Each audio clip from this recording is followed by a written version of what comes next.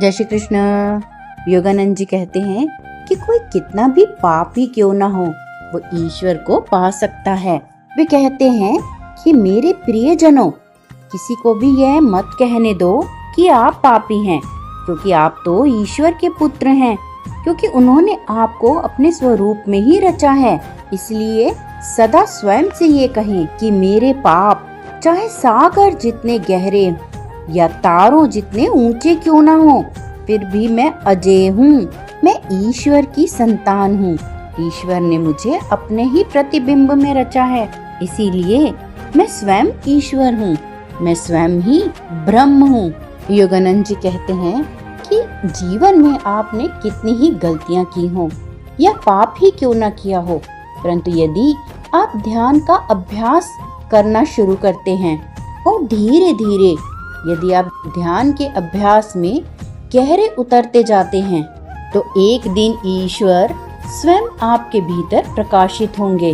डाकू वाल्मीकि की कहानी किसी से छुपी नहीं है, जो डाकू से महर्षि हो गए, जिन्होंने एक क्षण में अपने बुरे कर्मों का त्याग किया और राम जी के नाम का जाप करना शुरू कर दिया, और निरंतर जप के अभ्यास ने उन्हें महर्षि वाल्मीकि बना दिया, जिन्होंने वाल्मीकि रामायण भी लिखी और अन्य कई ग्रंथ लिखे।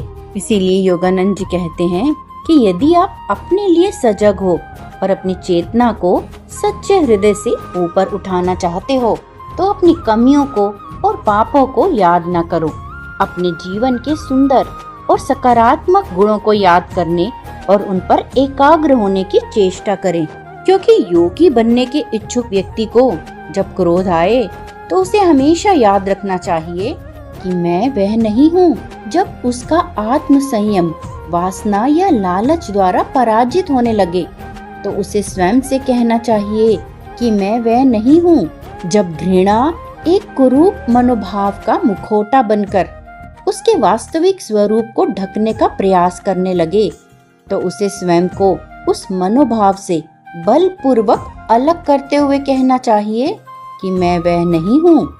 वह अपनी चेतना के द्वारों को उन सब अवांछनीय मेहमानों के लिए बंद करना सीख लेता है जो उसके भीतर निवास करना चाहते हैं। और जब दूसरे लोग उस भक्त को धोखा दें या उसे अपमानित करें, और फिर भी वह अपने अंतर में क्षमा एवं प्रेम की पुण्य भावना को उमड़ता हुआ महसूस करे, तब वह पूर्ण विश्वास के साथ यह दृढ़ता से कह सकता है कि मैं यही हूँ और यही मेरा सच्चा स्वरूप है।